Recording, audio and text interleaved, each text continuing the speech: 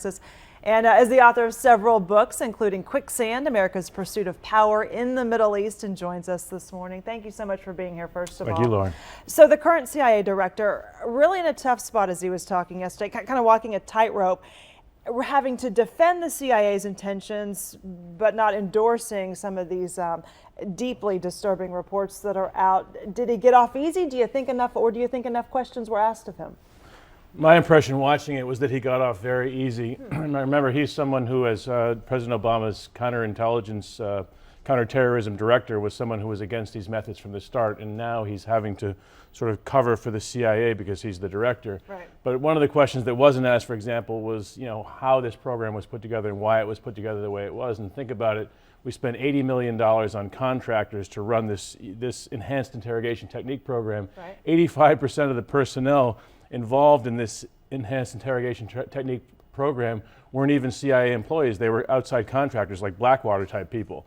And so most of the abuses were performed by these people, which were in a way beyond the remit of the CIA. And this was a question that wasn't asked at the interview. Yeah, so still a lot of questions that we need answers to. Many lawmakers from both sides of the aisle are very vocal about their thoughts on this report. But you made a good point. We have not seen any possible presidential candidates talk about this yet. Yeah, no, and they're going to have to at some point. I think it'll become a very hot button issue in the 2016 race, because you will be asked what your position on this, and people who haven't really read this report, and the report will probably be withdrawn in the next session of Congress, so it'll be harder to read about this report.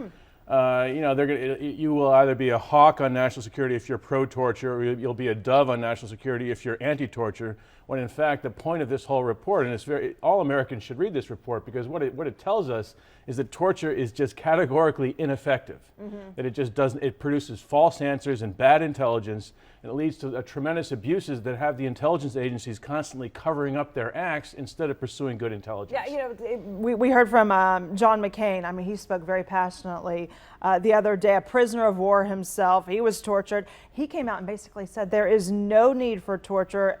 He said this is a stain on the country's character and that it goes against our values. I mean, do you think we're going to see big changes because of this, or no? I think we will. I mean, one thing that's important is to put this in context and realize that there was a great shock to the system, and that we were scrambling for ways, and yet because of September 11th. Yeah, and yet if you look at the report, what's important is that it shows that actually most of the really good intelligence, like getting bin Laden, was extracted in the early days by conventional FBI methods of interrogation. And nobody really knows, and the report makes clear, why do we go over to enhanced interrogation techniques? And they weren't done in a hurry, so we kept people in isolation for like 47, 50 days, then tortured them for 17 days. And so there was no rush to get information here, and this is one of the really unanswered questions. And I think McCain did say it best when he said it wasn't necessary for us to act without conscience, and indeed it wasn't even useful. Yeah. Brennan mentioned he kind of criticized the Senate Intelligence Committee, basically saying that this was a 5.5-year review, and he said they didn't interview CIA personnel. Why is that? Well, I mean, when you look through the 600-page executive summary here, you can see why. I mean, they were looking at CIA records. I mean, they took 6 million CIA records over a 5 or 6 year period and poured over these things. In a way, it wasn't necessary. Brennan makes the point in his interview that, hey, we don't put everything in a memo. We talk about things too, so they needed to interview us. But I mean, the records were so thorough that you actually didn't need to speak to CIA personnel because you were looking at their own memos.